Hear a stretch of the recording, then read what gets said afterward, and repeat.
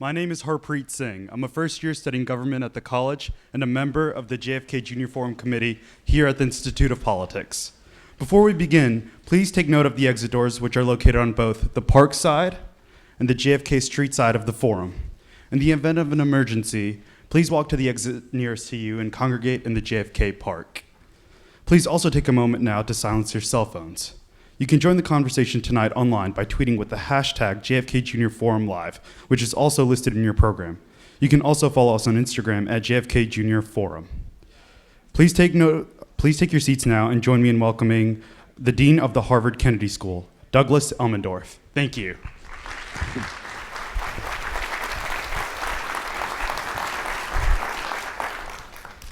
Good evening, everyone. Let me add my own warm welcome to the students, faculty members, staff members, and distinguished guests who are here this evening. I'm delighted that we can all be here together to celebrate this very special occasion. This evening, we have gathered to honor and recognize Richard Neustadt. Dick Neustadt was a key advisor to several American presidents. He was the author of important books about the presidency and about the uses of history in policymaking and public leadership. Indeed, his book with the great historian Ernest May, called Thinking in Time, was one of the seminal texts of the early Kennedy School and one of the first things that I read after I was named as dean about 4 years ago. Dick Neustadt was a beloved mentor to many extraordinary people, some of whom are here tonight on stage and in this gathering. And Dick was one of the most important figures in the history of the Kennedy School. He was Dean Don Price's partner in creating a separate faculty for the Kennedy School, separate from the Faculty of Arts and Sciences. He developed and taught in our MPP program, and he was the first director of our Institute of Politics. Without Dick Neustadt, the Kennedy School as we know it today would not exist. This evening we have a very special program on the American presidency in honor of what would have been Richard Neustadt's 100th birthday. We are joined tonight by many special guests. I want to highlight just a few. Beth Neustadt, who is Dick's daughter, is with us and her family, and it's wonderful to have all of you here. Also, Ambassador Caroline Kennedy and the other members of the Senior Advisory Committee for our Institute of Politics are here tonight. Dick Neustadt worked with Jacqueline Kennedy as well as Robert and Teddy Kennedy to create the Institute of Politics. I greatly enjoyed working with the members of the Senior Advisory Committee in the past 4 years to help strengthen the IOP even further in a way that I know that Dick Neustadt would be very proud of if he could be here to watch. In light of events here in the forum last Thursday, I also want to say a few words about the rights and responsibilities of members of the Harvard community. This community has the particular purpose of teaching and learning, and with that purpose comes certain community norms and standards.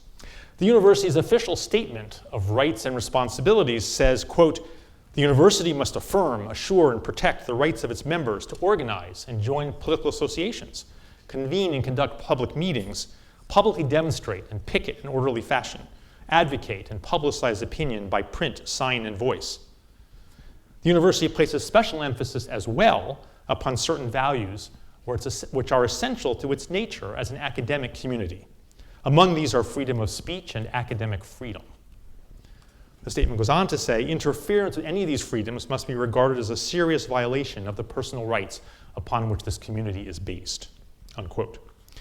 Here at the Kennedy School, each of us exercises our freedom of speech by talking in turn and listening when it is other people's turns. Such civil discourse is essential to our learning, and we insist upon it in classrooms, in hallways, and most definitely here at events in the forum. Without the chance for members of our community to hear and be heard, we would be a much poorer place. This evening, our panelists will engage in a dialogue with each other for about 3/4 of an hour. That is their time to speak and our time to listen. Then we will, as always at the Kennedy School, open up the floor. It will be the audience's time to ask questions and the panelists' chance to respond. Anyone who disrupts this program interferes with the ability of other members of the audience to learn what they have come here to learn tonight will be in violation of Harvard's Statement of Rights and Responsibilities. They will be asked to leave and will be subject to appropriate disciplinary action in their school. Now, it is time for me to introduce the Master of Ceremonies for tonight's program, Graham Allison. Graham, as you know, was the founding dean of the modern Kennedy School from 1977 to 1983. He is the Douglas Dillon Professor of Government and served as director of our Belfer Center for Science and International Affairs until 2017. As everyone knows, Graham is a leading thinker, writer, and advisor to everyone on matters of international relations and national security. He has a particular interest, like Dick Neustadt, in the role of history as a prism for understanding current challenges. I also wanted to note that Graham's advice and support have been absolutely invaluable to me as I have found my way in this job, and I am very grateful to Graham. Please join me in welcoming Graham, and Graham will introduce our other guests. Thank you.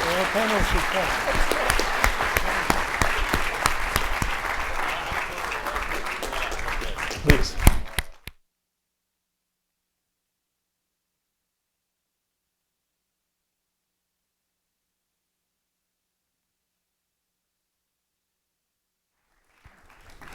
So I'm Graham Allison, Douglas Dillon Professor here, and the moderator for a very special evening in the JFK Junior Forum. We'll be celebrating tonight what would have been the 100th birthday of Richard Neustadt, one of the Harvard giants, a Kennedy School great, a remarkable scholar, teacher, mentor to each member of the panel, as they'll say more, and to many other members of the audience. In one line, as Doug has already said, Dick Neustadt was the leading scholar of the American presidency in the 20th century. And his classic book, Presidential Power, is still worth reading all the time. So the question before the House tonight is the American presidency in the 21st century. What might Dick Neustadt say? To address this question, we have a stellar panel. And we're going to ask them to begin in a conversation, as Doug said, for about 45 minutes. And then we'll have opportunities for questions from the audience. In the first round, I'm going to ask each one of the panelists to do something extremely difficult, take only 2.5 minutes for essentially 2 tweets, okay? 2 long tweets. One, an anecdote that illustrates their relationship with Dick Neustadt and his impact on their career.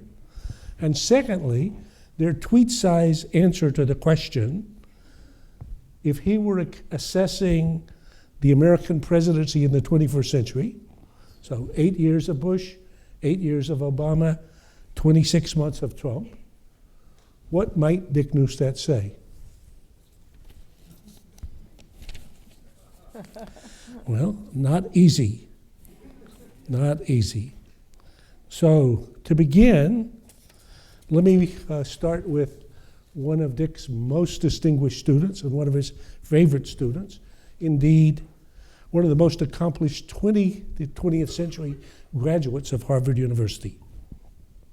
An individual who not only heard JFK's call to ask what you can do, but who has answered this call repeatedly over the course of now 5 decades, hard to believe. First as a soldier in Vietnam, as a journalist, as a member of Congress, as a senator, as vice president of the United States for 8 years in the Clinton-Gore administration, and in his most recent chapter as the champion who's done more to raise the consciousness and conscience of the world to the climate challenge than any other individual on the planet. So, Al Gore.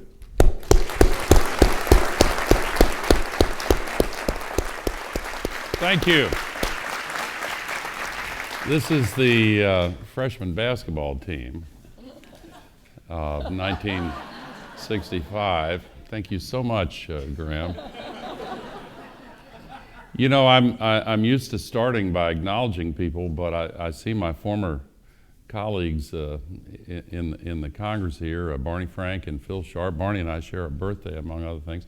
And I'm conscious of President Santos of Colombia. Oh my gosh, this is a target-rich environment for acknowledgments, but forgive me for overlooking everyone else except for Beth Neustadt, who is a dear friend, and Dick Neustadt's granddaughter and grandson-in-law and grand-stepson. So to the family, God bless you. So your question as you framed it has been worrying me since you first came up with this cockamamie idea. It invites either a discussion of Dick Neustadt or of Donald J. Trump, and I much prefer the latter. I much prefer the former. And your time limit of 2.5 minutes, I think maybe I have 30 seconds left now. So, I mean, how would he react to what's going on?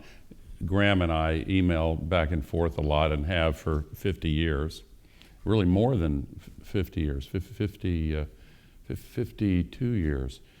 Dick Neustadt was one of the most important people in my entire life. I grew up in a political family, but was really disheartened, first by the LBJ presidency, and there's a lot to say about that, and I've learned so much from you, Doris. And then back to back with Richard Nixon's presidency. I just decided politics would be the last thing I ever did. I came here as an English major, and I got to Chaucer's Contemporaries and asked, why am I doing this again? And I walked into Professor Neustadt's class on the presidency, and it was a revelation to me, and the wind was in my sails for the first time in my career here. And so I decided to change majors because of him. And the following year, I found to my dismay that there was no course I was taught by him that I was qualified to enter. And so why did I change majors if I couldn't continue learning from Dick Neustadt? And so I made an appointment and went to see him and explained my dilemma. And he was so incredibly kind and empathetic, doesn't even begin to describe it. Because here's what he did. He said, I'll tell you what I'll do. I will design a course just for you. And you won't get credit for it. But I will meet with you 3 hours a week. You will do the reading. And you will enjoy this course. And he called upon a young PhD candidate assistant to help him keep up with the burdens of this persistent student, a young guy named Graham Allison.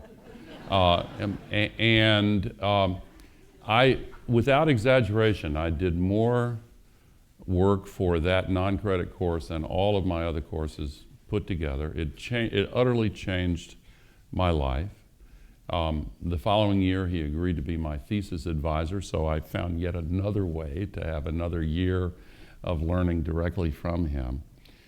And I'll say, if my time's not completely up, may I add one other. In my senior year, I faced a decision that many seniors did, and that was what to do about Vietnam. I remembered as a freshman thinking, boy, I'm sure glad this war's going to be over by the time I graduate, because it looks like a real mess, and it was and kept getting worse. And without going into too many of the details, as a 21-year-old, I was really seized of what seemed to me to be a real moral dilemma. In many parts of this country, including where I grew up, a big part of my life in Carthage, Tennessee, it was not a dilemma at all. But certainly on this campus it was at the time, and of course, don't want to get into it, but I had to make a decision. And the person who I called upon to give me personal advice was Dick Neustadt.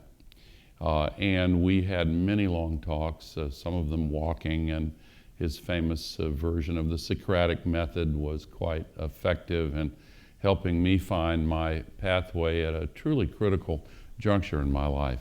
Anyway, what would he say about Donald Trump? I think I can picture him taking his pipe out of his mouth. Well, Al, I think we're just going to have to beat him at the election. That's what I think he would say.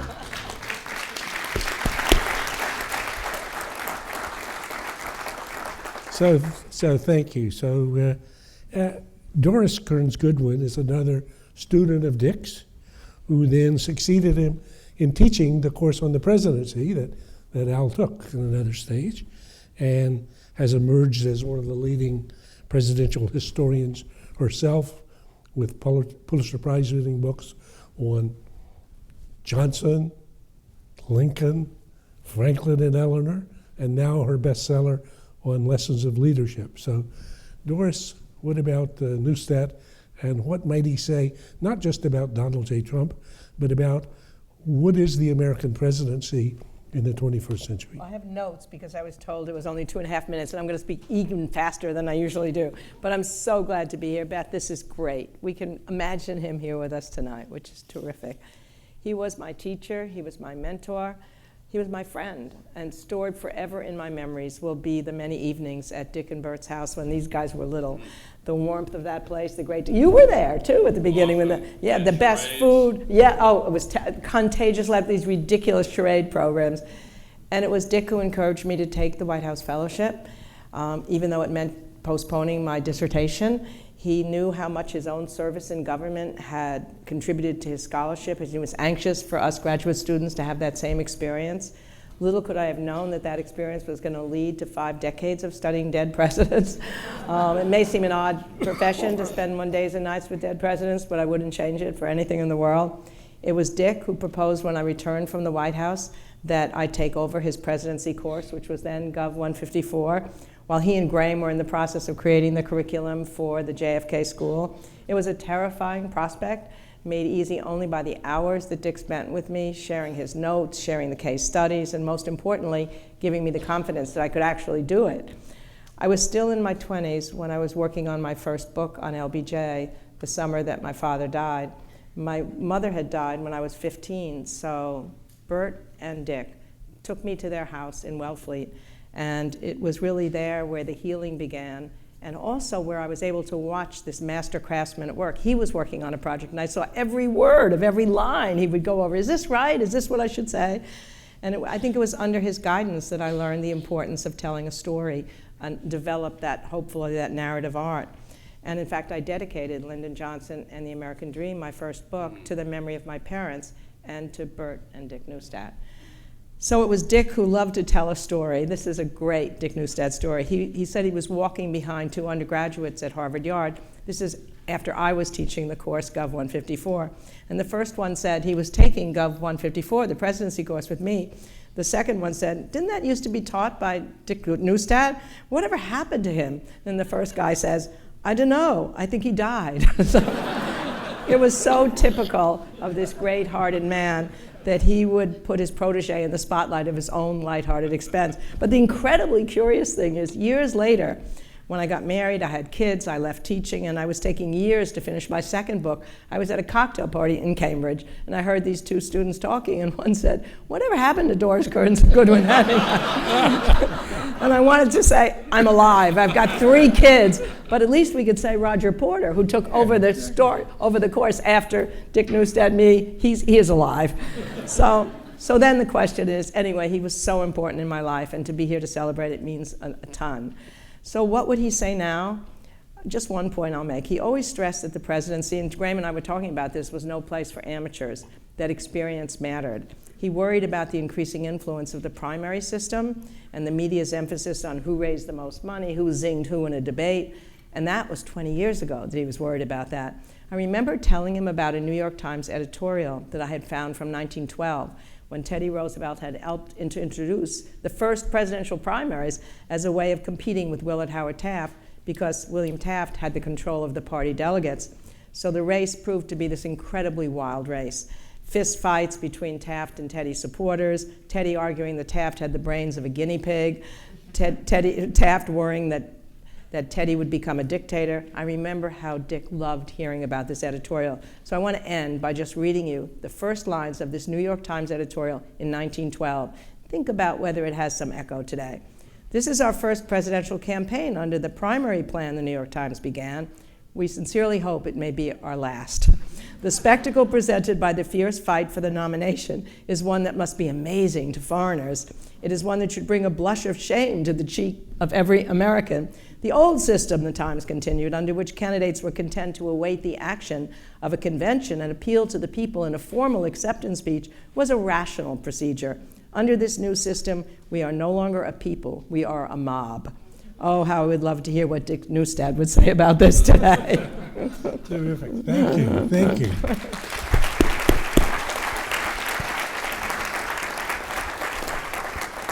So Harvey Feinberg is a joint degree graduate of the program between the Kennedy School and the medical school. He then grew up to be a professor at the School of Public Health. He then became dean of the School of Public Health. He and Dick wrote a brilliant book on swine flu and pandemics. He was then president of the Institute of Medicine, and for the last 5 years, he's been the president of the Moore Foundation, which is the foundation created by Gordon Moore, the inventor of Moore's Law. So Harvey, what would you say? Well, thank you, Graham. What a treat it is to be here with such a distinguished panel and so many dear friends. I've been taking assignments from Graham for more than a half a century, too, so this is nothing new for me. Dick Neustadt had a truly profound effect both on my professional life and my personal life. As Graham noted, the first book that I had a hand in writing was The Epidemic That Never Was, co-authored with Dick in 1978. This was a story of the ill-fated swine flu program authorized by President Gerald Ford in 1976. How the writing came about is a long story, which, to relieve our moderator, I won't recount in great detail.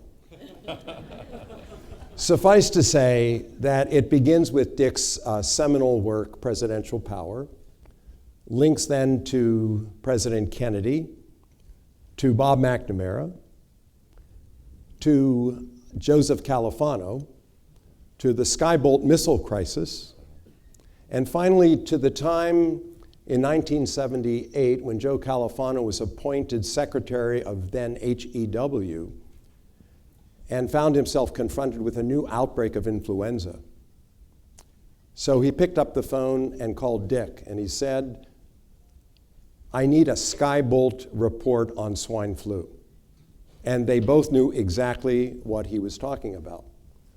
Now, the part of the story where I came in is that I happened to be Dick's teaching assistant at the time with a medical background.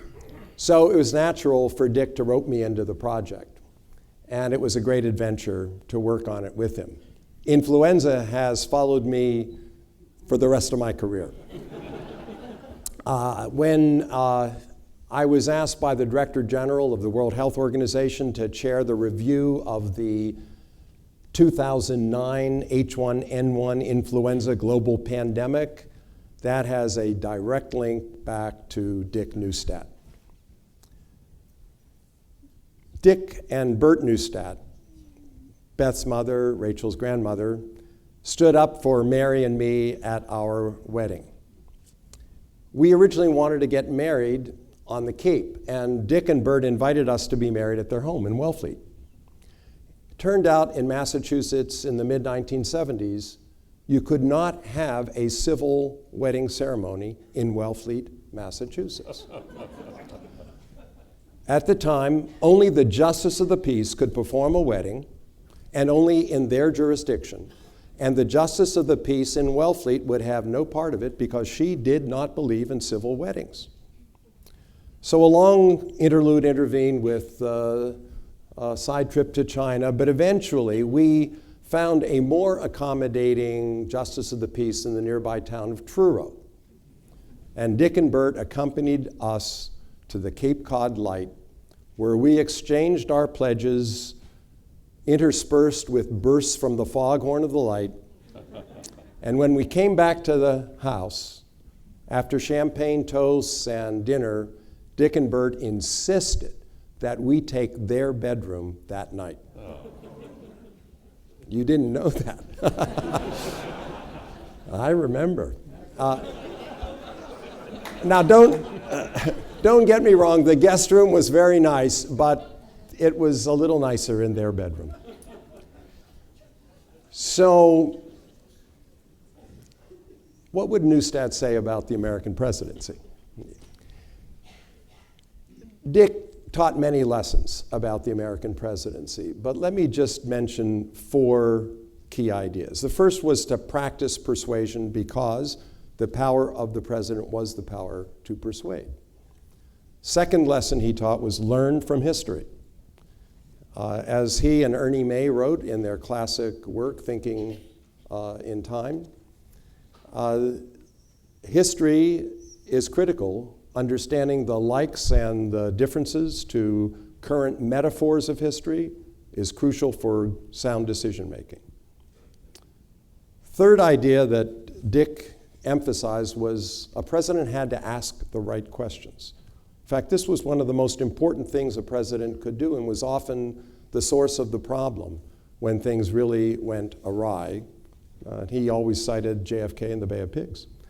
And fourth, he always stressed, think about the long-term consequences. The actions and decisions you take today will constrain or enable you in the future, and you ought to be thinking about that in the present to prepare for the future. So Neustadt was a very keen observer of the American presidency. What would he make of a president who is utterly incurious, ignorant of history, uninterested in evidence, one who disregards facts and thinks narcissistically, reactively, and in the near term? Dick Neustadt would be appalled.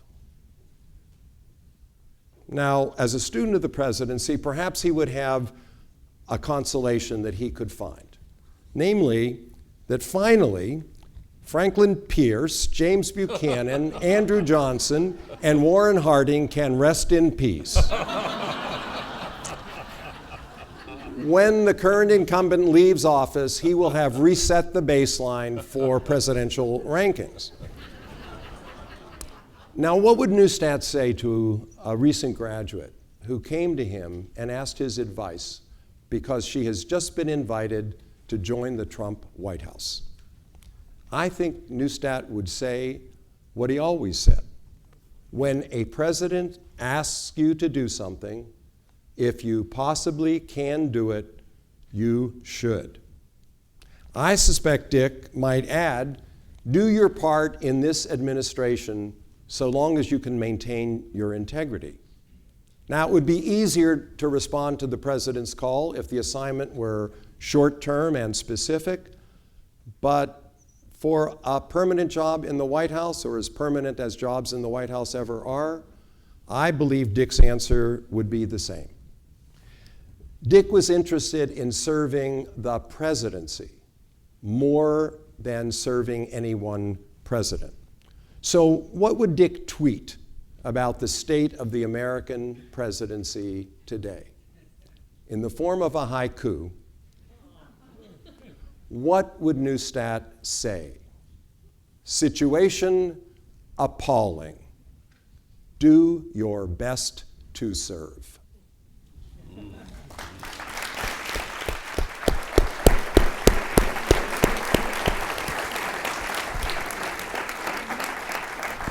So our cleanup hitter is our own Kennedy School IBM professor, Roger Porter. Roger's a student of Dick's, who then followed in his footsteps to actually work in the White House for President George H.W. Bush as a trusted assistant.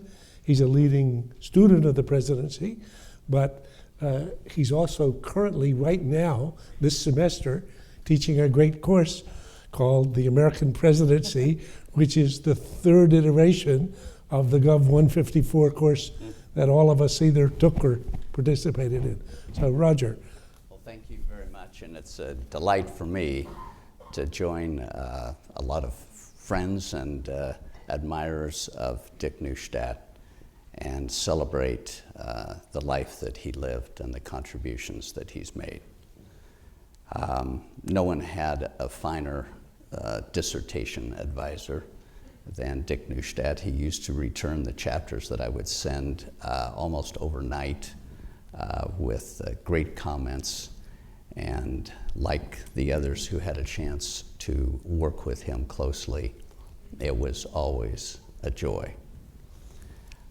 When I returned to the Kennedy School faculty from a second stint in the White House, Dick was nearing the end of the time that he was going to be teaching the presidency, and turned it over to me in the fall of 1987, with the agreement that I extracted from him that he would come back every year to deliver at least one lecture so that people could see, in fact, the great man himself. And typically, this lecture occurred late in the course in November, after students had had the opportunity to read Presidential Power and to think about the presidency and their ideas on it. But in the fall of 2003,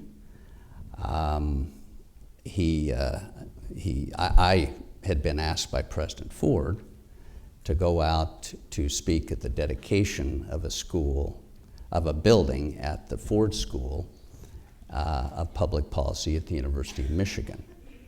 And I prevailed on Dick to move his lecture, since there was a date conflict, up to the third lecture in the course in September. And he graciously agreed to do that. The audience was a standing room only. At the end of his lecture, he received a standing ovation. I saw him the next day in the courtyard and asked him how it had gone. And he said, "I never had more fun delivering a lecture in my life. Aren't these students great?" Well, it was fortunate because the following month, unexpectedly, he passed away, and that would end up being his last lecture. As we talked each year about the presidency and what he was going to say, I had the opportunity to see his thoughts start to evolve. And I think the way his thinking was evolving would portend a little bit about how he would view the presidency today. I asked him on several occasions, if you were writing Presidential Power again, what, if anything, would you change? And those of you who have read the book know that his essential formulation is that the president operates in the US political system, which is characterized by separate institutions sharing power. And he said if he had to write it over again, he would change that formulation to separate institutions competing for power. That one of the things that he had seen evolve is that the nature of the relationship, particularly between the executive and legislative branches, had started to change. Second big change that he said he would include in it is that his formulation of presidential power, in a nutshell, is that the president inherits an inherently weak office, that the president has few formal powers, and that as a result of that, presidential power is really the power to persuade. And in order to persuade people to do what you would like them to do, the president, in addition to his few formal powers, has two other assets. One, his professional reputation, and two, his public prestige.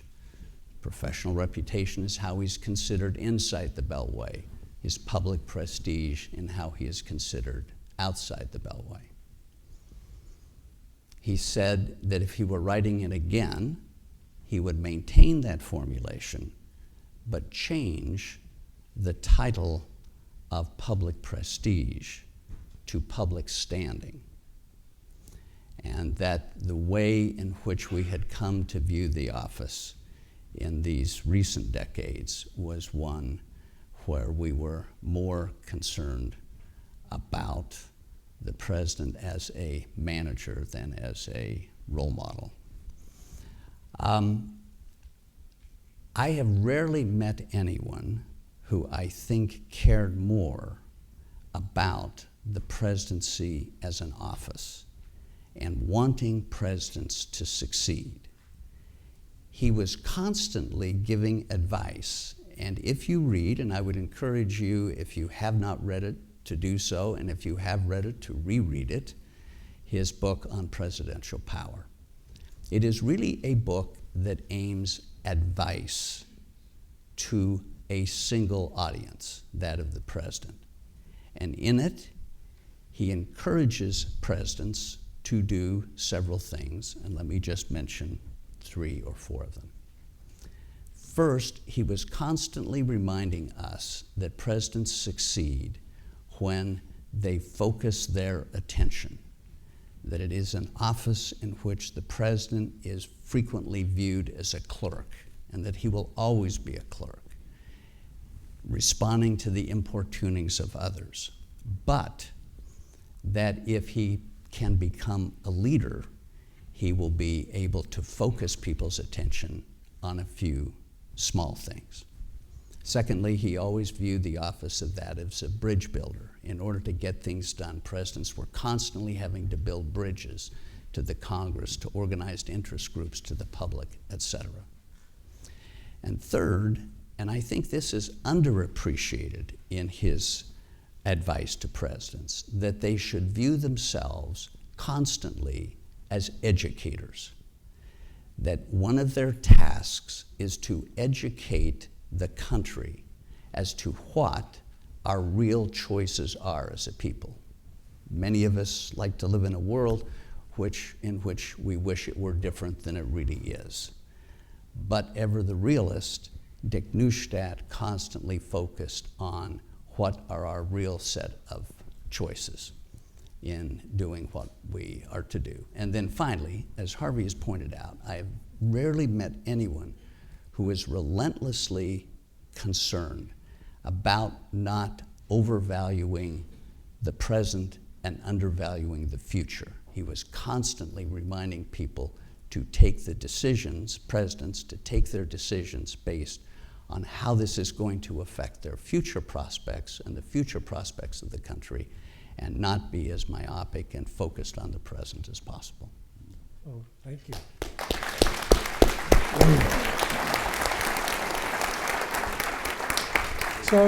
So in putting the question, the 21st century presidency, Bush, Obama, Trump, and what would Neustadt say?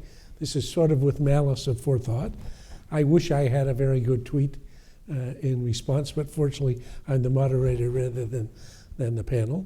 But in any case, one of the wonders of the forum is that a lot of forum events are videoed, and then we can watch them afterwards. So there's a great video link, and let's see what Neustadt might say.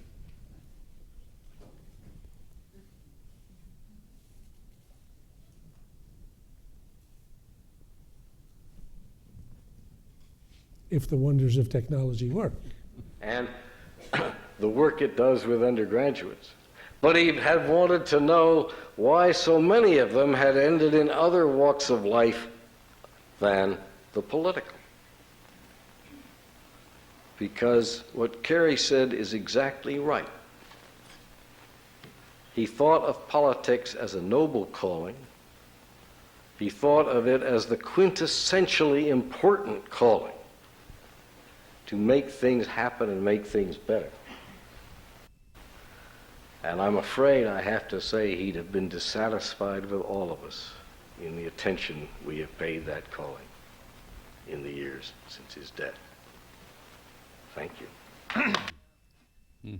So this was a question that had been put to him on what JFK might say about where we are now and the importance of being willing to go into the public arena, to stand for office, to run for office, not simply to imagine you could be an advisor, to do what Al did through the course of his career. I think he would be quite proud of Kennedy School and Harvard graduates like Catherine Clark, who's our congressman here, or Seth Moulton, who's just recently a graduate, or Dan McCready, or many, many others. So I think that part he would say. I think he would also say it's an extremely messy arena. Power is distributed in a manner seen, but this is our country, this is our presidency. We have to figure out how to make it work. So let me see if, on the basis of what each of you've heard the other one say, if you have a second thought about a tweet about what might Neustadt say about not just the Trump piece, but what's happened to American politics, and as Roger said, specifically the American presidency, which he revered as the source of direction and energy in the American government, if we were looking at the current scene. Free fall, free open. You know, Graham, earlier you actually alluded to Al's undergraduate thesis before we came out on the impact television would have on governing and on maybe on politics as well. We've had a whole media revolution, and it's only beginning. It's not yet fully realized. I'd really love to hear, Al, if you were writing your thesis today, what would be your subject, and what do you think you would take as your theme about media and the presidency, communication and the presidency, social media and the presidency today? Well, I did actually try to, in effect, rewrite that thesis. I wrote a book a few years ago called The Assault on Reason, which was really an effort to do that. I think that so much of this stimulates memories of talking about all these matters with Dick Neustadt.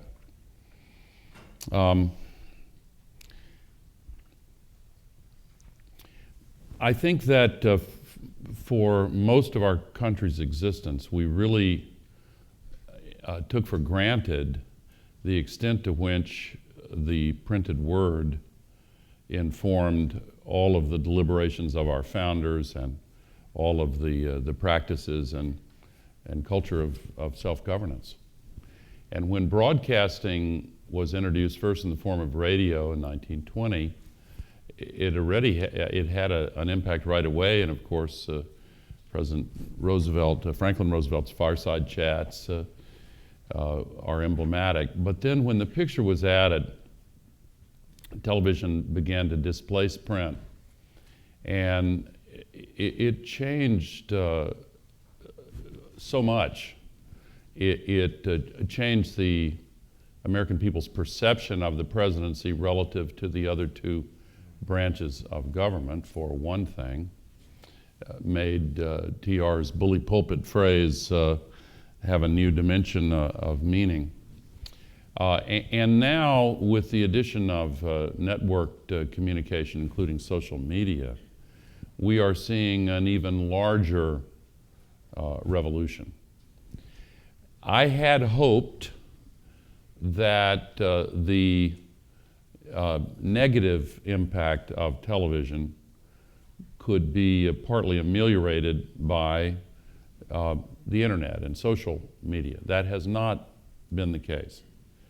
But it could yet take that form. It could yet give us the ability to revivify self-governance and representative democracy. I don't think, in the early years of the printing press revolution, there was chaos not dissimilar to that we associate with social media today. And it took quite a while for things to settle into a different pattern.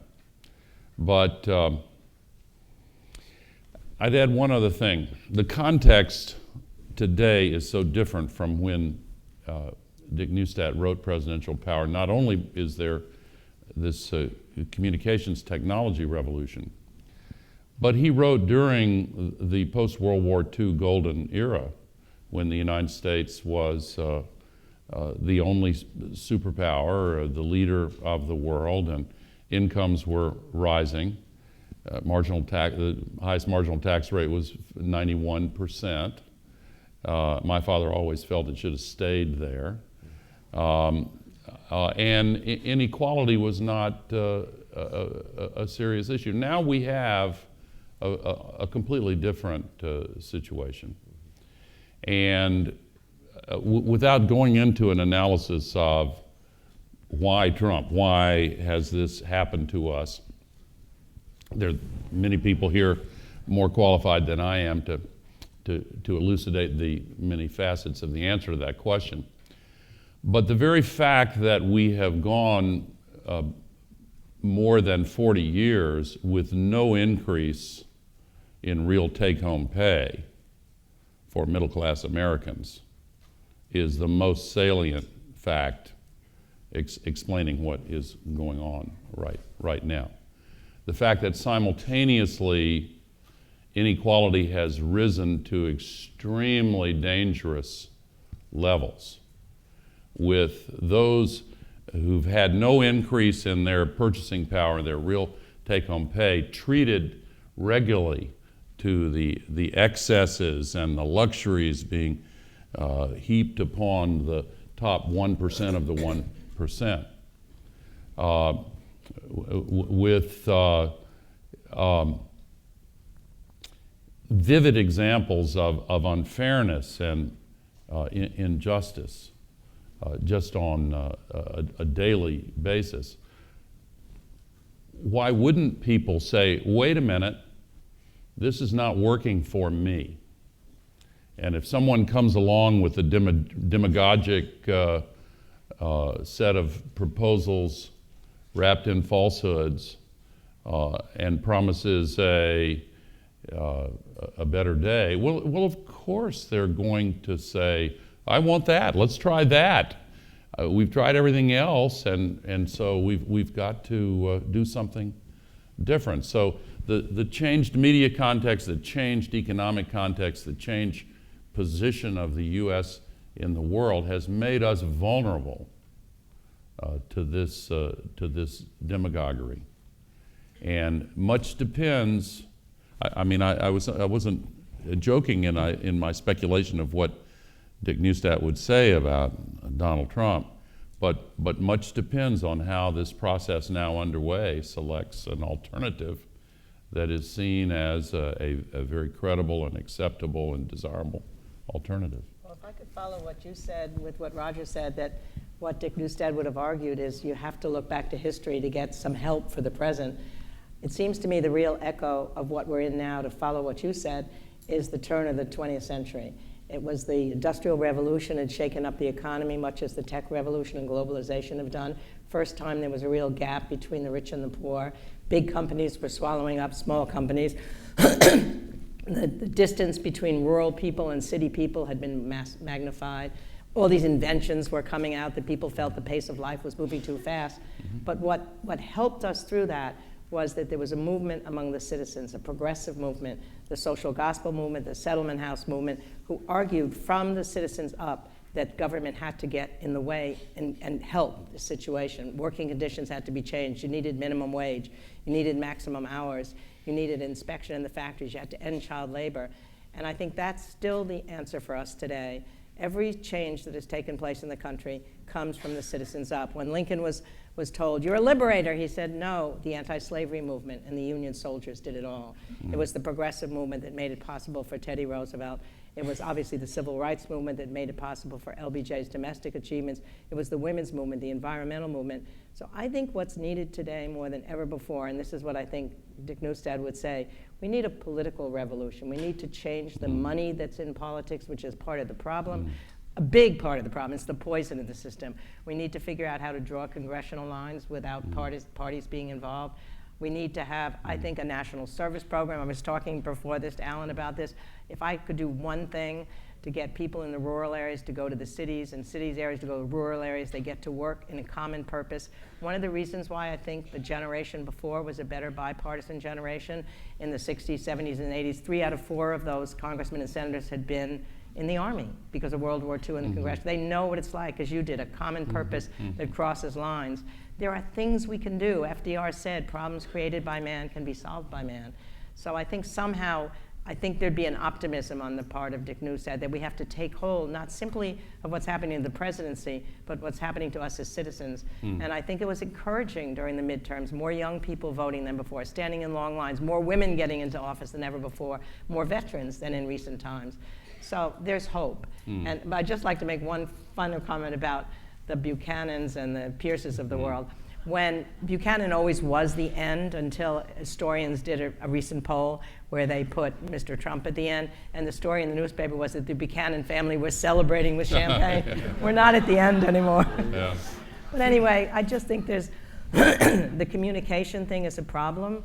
I mean, every president that has met a new technology has had to master it.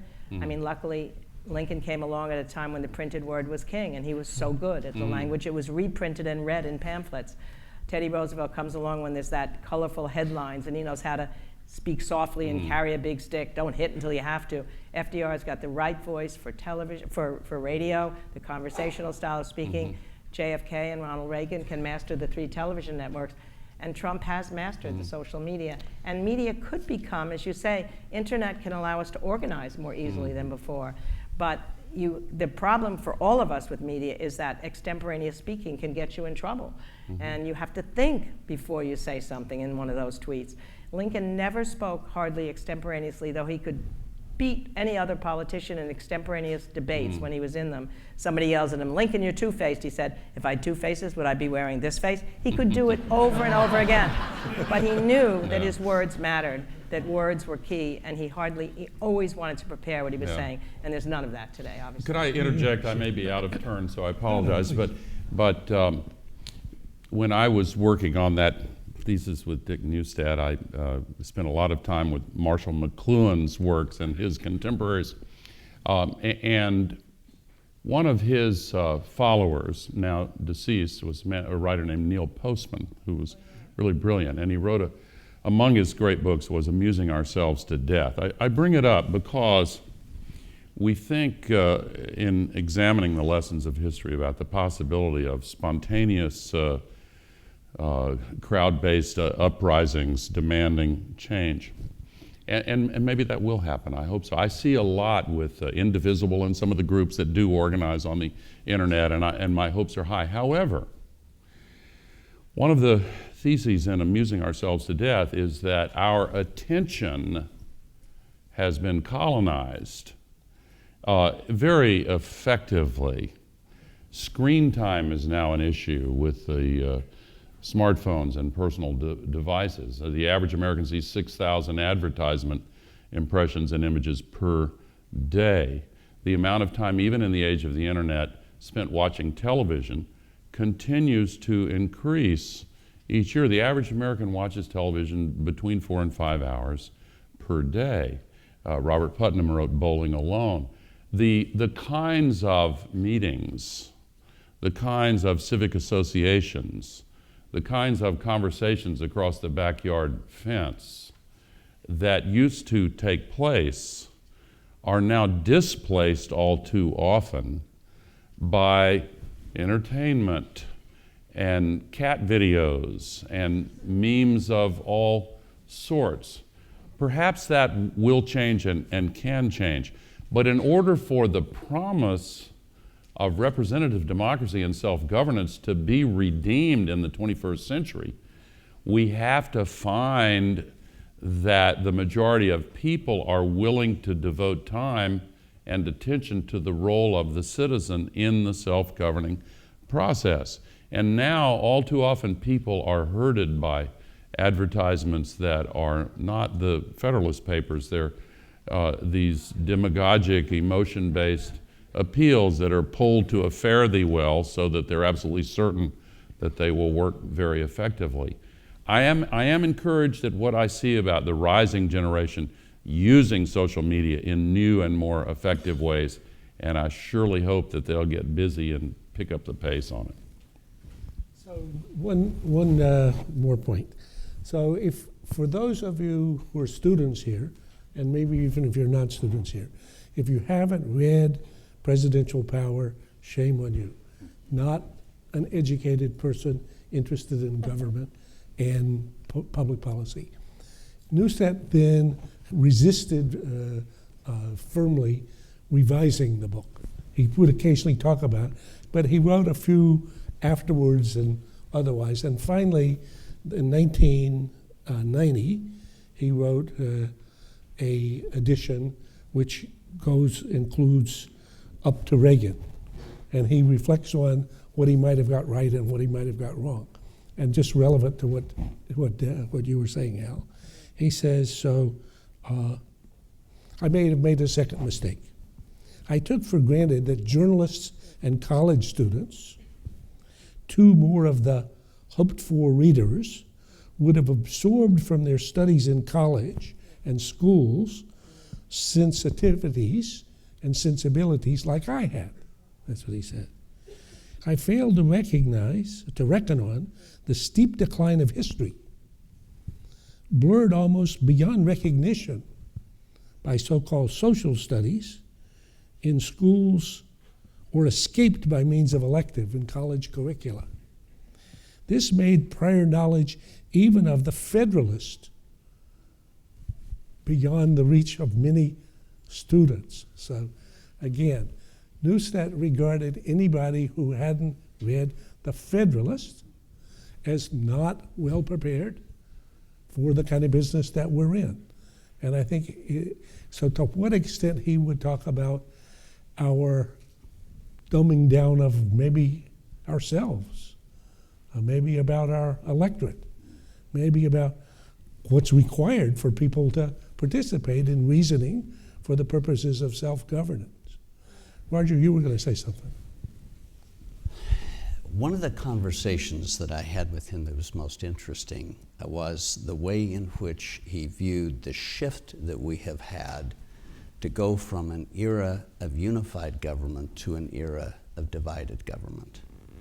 We use the term divided government to refer to a situation in which the presidency is held by one political party and one or both houses of Congress are held by the other. If you look at the first 70 years of the 20th century, we had unified government for 56 of those and divided government for 14. 80% of the time we had unified government. If you look at the last 52 years, we have had unified government for less than 29% of the time and divided government by more than 71% of the time. That is about 7/10 of the time. This creates a huge challenge for presidents, but one which they can deal with if, in fact, they're willing to do the hard work of governing. If you look at recent presidents that we have had, many of them have essentially campaigned on the notion that Washington is broke and I am coming from the outside to fix it. Jimmy Carter, Ronald Reagan, Bill Clinton, Barack Obama's George W. Barack Obama's a little bit of a special case, Donald Trump.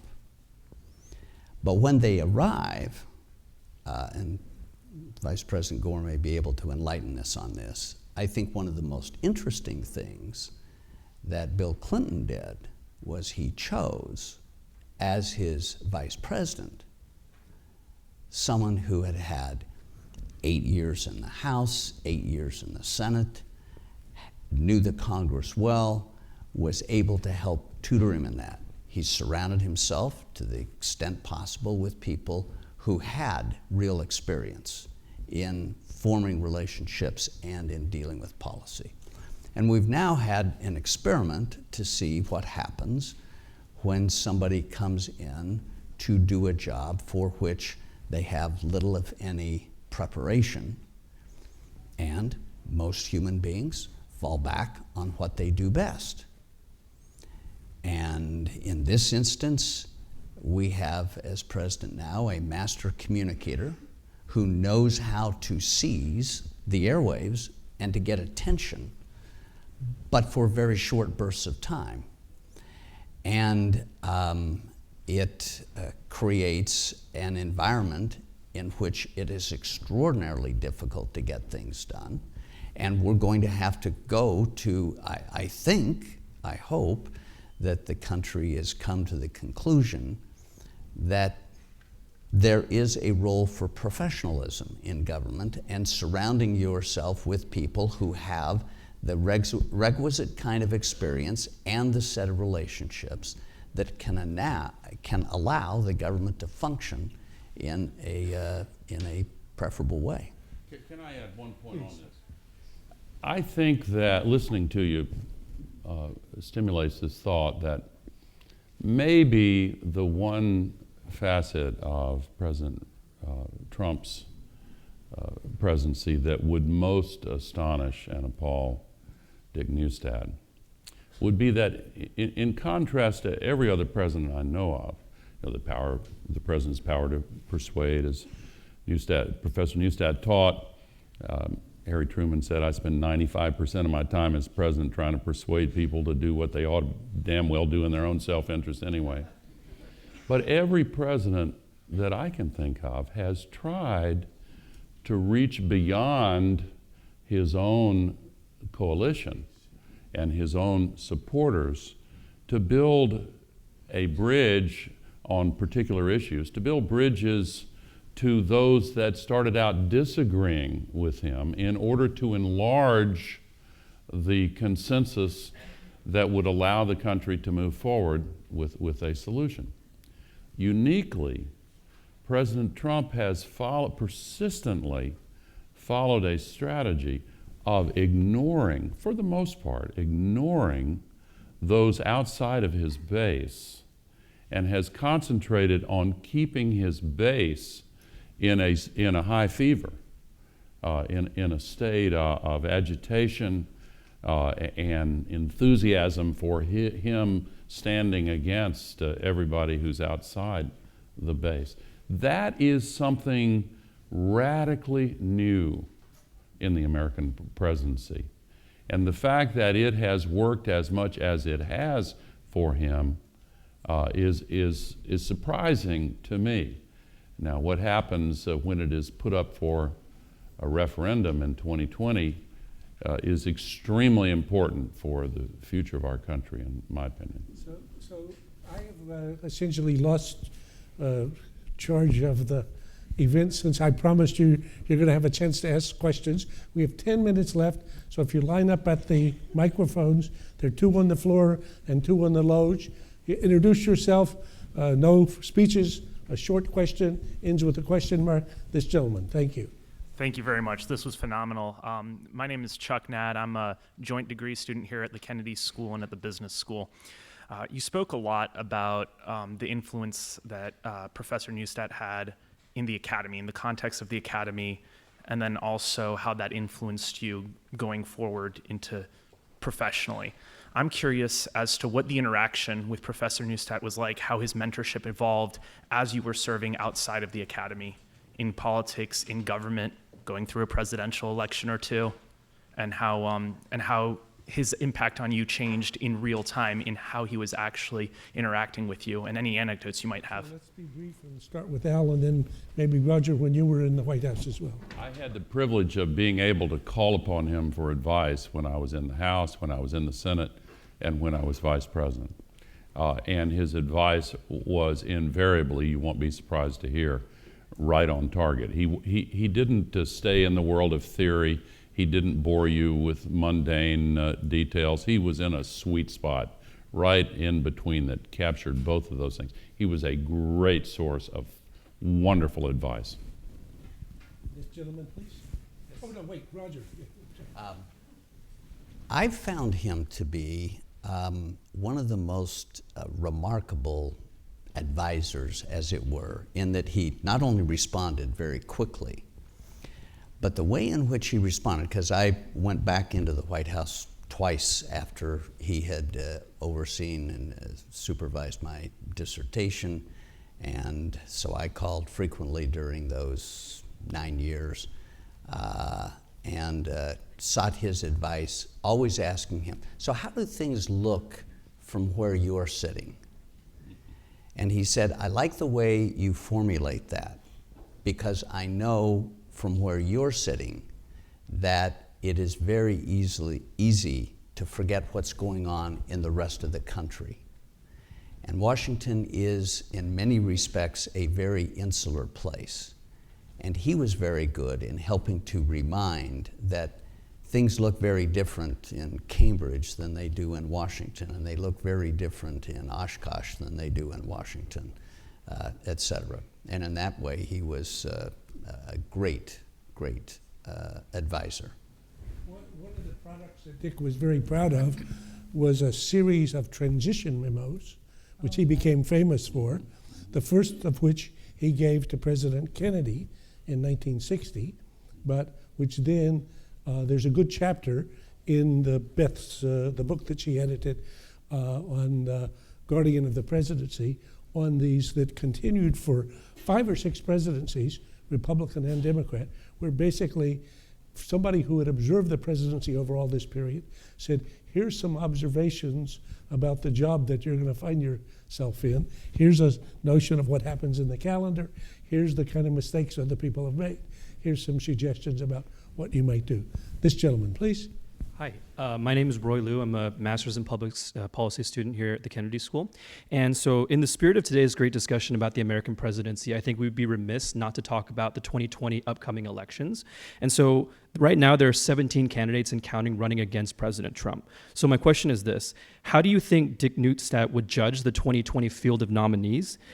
And what advice would you, or do you think Dick Neustadt would give for these nominees to take back the American presidency? Okay, anybody want to take a shot at that? Doris? Yeah. I would argue that he cared so much about leadership as an important understanding of what a president could or could not do. What kind of a leader were they? Did they have humility? Did they acknowledge errors? Did they learn from their mistakes? Can they create a team of open-minded people who can experience things that they haven't done before? And I think that's the way we should be covering these 17, 20, or 21 people. Before Tim Russert died, he talked to me about the fact that he thought that journalists weren't covering the elections in the right way, that all the people who are running, mostly, except for President Trump when he got, had been leaders somewhere. And you can see how they treated their team. You can see, you do an analysis backward. Again, history comes into play. And you see what kind of, did they have empathy? You know, did they control their emotions? All the things that you can know about a leader, they're not coming from nowhere. So I think what Professor Neustadt would say, look at the history even of these people as we're looking at them, not just who's making a splash right now, but what kind of leader were they as mayor, as senator, as congressman, wherever they came from. And that's how we should be discussing them. And I fear sometimes that it's not that. It's how they communicate at the moment. How much money have they raised? We're still putting them up as who's raised more money. And we have to be more serious. This is a hugely important election in all of our lifetime. We've got to figure out which one of these characters can build bridges when they get there, which one will understand what inexperience they have and put other people around them, which ones can acknowledge what they haven't done right, just as he did in this book. Absolutely right. And I think Dick would, just what Roger had said earlier, he had the proposition that the behavior of people over the period before they came to the job was a pretty good predictor of their behavior and the challenges they'll have when they come to the job. So he would be berating journalists and academics like the rest of us for not analyzing what people have actually done and what worked and what didn't and what we can learn from it. This lady in the loge, please. Hi, my name's Kira O'Brien. I'm a junior at the college and the former president of the Harvard Republican Club. And I was wondering, we've spoken a lot tonight about the issues we're facing with division and lack of communication. And a lot of young people are disheartened by the fact that we've never really experienced a functional government. So Vice President Gore and Professor Porter especially, could you speak a bit about the future you envision for bipartisanship and how we go about finding common ground in the digital age?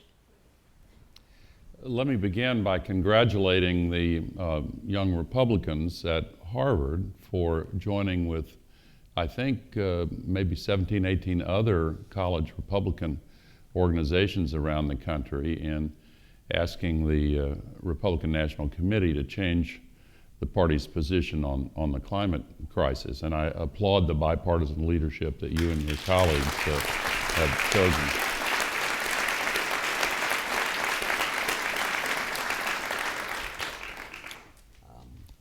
Well, let me take a crack at your very important and challenging question. I'm convinced that in any administration, the leadership comes from the top, and that those around a president seek to reflect what they think he wants. So let me give you a concrete example. It was the 4th or 5th day in the George H.W. Bush administration.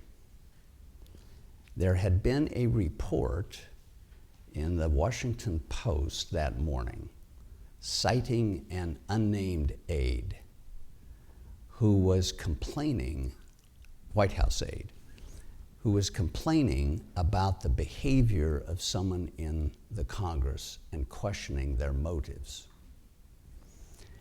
And it's very unusual for the president to come into the senior staff meeting. Normally, the senior staff meeting is held and the chief of staff goes in and reports after it's over to the president what's occurred. President Bush comes in the door. Everybody's kind of a little startled. And he said, I want to make something very clear. I've been reading the newspaper this morning, and he read this clip. He said, I don't know who around here has been talking to the press, but if I find out and they do it again, it will be their last day here. I have had my motives questioned frequently during my course of public life, he said, and I don't understand how other people know better why I do things than I do. We may disagree with people, and he faced larger opposition majorities than any elected president in U.S. history, so he had little choice, you could argue, than to reach out across the aisle. But he had established a set of relationships that did not question other people's motives and that allowed you to find common ground that I think helped him to succeed in a remarkable way under very challenging circumstances, and to be willing to make a decision with respect to raising revenues that he was confident, pretty confident at the time, was likely to cost him his bid for re-election. And yet he chose to go ahead and do that, and I think it's because he felt it was the right thing to do. Can I add one brief comment? In physics, there's the well-known law for every action, there's an equal and opposite reaction. I think that law operates in American politics also. I think the degree of resilience in our system is usually greater than we allow ourselves to believe. And I think there has been, surprisingly to some, a manifestation of bipartisanship breaking out in the Congress for the last several months. A bipartisan rejection of President Trump's positions on a range of issues. Not enough, for sure, but I think that in the coming election, the old saw that people want what they don't have may combine with this law of physics, and we may see a renewed interest in political leaders who affirmatively say, I want to work on it. Some of the candidates are already trying that theme out. I hope that it catches on. Gentleman in the loge. Hi, my name is Ben Bolger, and I'm a Harvard alum and a graduate student, and I was fortunate a little while ago, after the 2000 election, to take a class with Vice President Gore at Columbia Journalism School, and I have to say, it was a very memorable, moving experience, and no doubt your teaching was influenced by the professor that we're honoring today, so I appreciate that learning opportunity. My question is, historically there's been generals and there's been more recently businessmen that have advanced their case that certain types of experiences make them good leaders. Most commonly we see senators and governors and vice presidents make the case of experience for the presidency. What is the executive experience that a governor or a vice president gets more useful than the senatorial experience that their colleagues get in the Senate? How do you weigh those differences in government?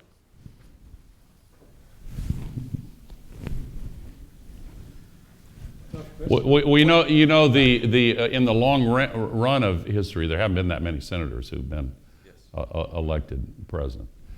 So those who can point to executive experience in managing things have had an advantage. And if you look at presidents modern presidents who have been successful as executives, they tend to exhibit two qualities. The first is that they make what I like to call informed decisions. That is, they are patient enough to allow the process of advising them to play out all of the sets of considerations that they ought to take into account, and to have them presented to them in a way that is understandable for them, so that they can reach a point where they think they know enough to go ahead and move forward, and they're not going to be surprised by something in the end. Successful executives don't find themselves constantly asking later, oh my gosh, I wish I had known that. If only I had known that, I would have made a different decision. That requires a lot of discipline on the part of the process and discipline on the part of the president to make sure that before they move forward, they're making an informed decision.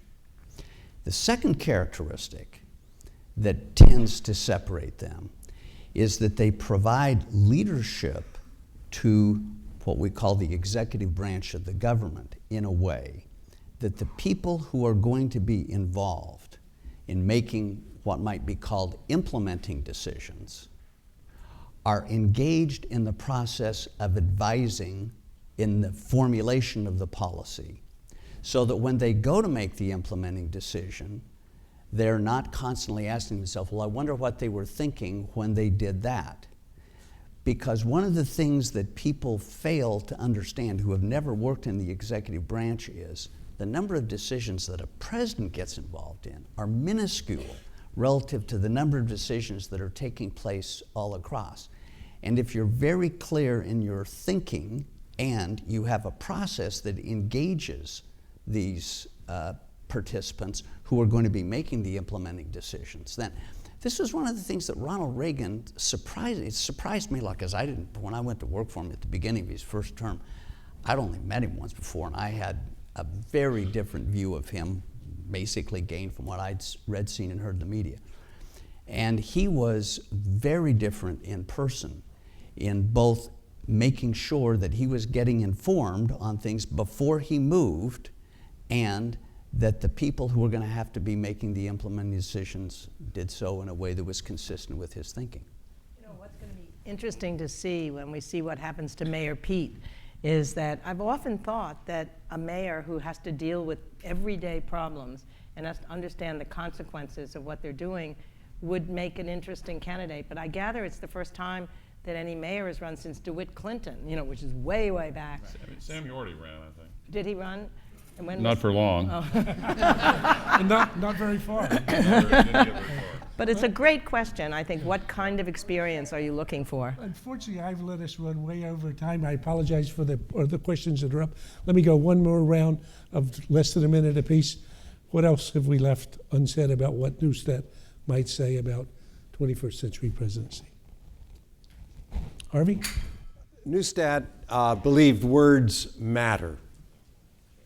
If you saw Dick Neustadt labor over a page proof, where in those days you couldn't reprint the whole page, you had to fit your correction onto the same line, and how carefully he chose words, and how, for example, the difference between powers that are shared and powers that are competed for is important. That's something that I think is a lesson we can take from Dick. I think just following up what you said about that you have to think about the long term and not just the short term, What that means underneath, I think, and this is what Neustadt would understand, is that at some point when you're a politician or any kind of leader, the ambition for self has to become something larger, an ambition for the greater good. And the best leaders we've had have thought about how they might be remembered in history. Did they increase economic opportunity? Did they increase social justice? Did the ideals of America come closer to being realized by that? And I think that's what you also need to look at for these leaders. It's not just a matter of promising something to people, it's can you deliver on those promises, and is that a part of who you are now, that you're not in this just for yourself. Everybody may start in it. Everybody, when they're young, it's an adventure to go into politics. But then at some point you realize, my God, I can make a difference in somebody's life. And then you become a different person, I think. And we need to figure out, because we look at these 20 characters and we look at the race with Mr. Trump, is where is that ambition, and where have they already evidenced it? Is it larger than themselves?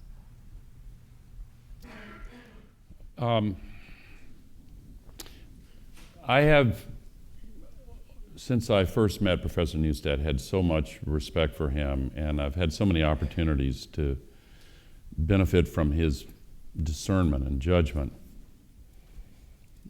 It's almost like he penetrated right to the heart of something in a very simple way. It would be sort of almost obvious when he said it. And listening to this discussion and learning from my colleagues here, I'm tempted to say that he might react by saying, this is not normal.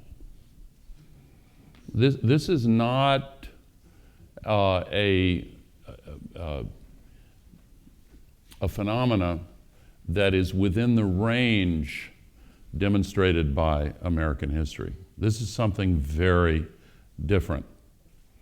And the challenges, I would say dangers, presented by this presidency are so far off the charts that we just should not see it as normal. Even for me to say this actually that feeds his base. That's what they want. That's what they want. But there has to be a way to recognize how different this is and how dangerous it is, without contributing to the partisan divide, without feeding the fervor and anger on the other side.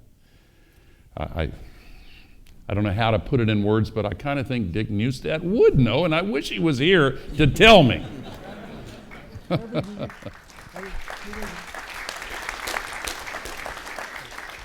would find the words, yes. Right. John Kennedy was once asked to define himself. I think it was by Jackie. The story is that Jackie asked him to define himself. And he defined himself in the way that I think Dick Neustadt would define himself, which was an idealist without illusions. And I think that of all the people that I've had the opportunity to talk with about the presidency, Dick Neustadt had fewer illusions than virtually anyone else. He was a firm realist, and he didn't live in an imaginary or fantasy world. But I've also rarely been around anyone who is as great an idealist as he was, and he always thought that we could and would get better, not without some bumps in the road, and we have had plenty of bumps in the road in the course of our history.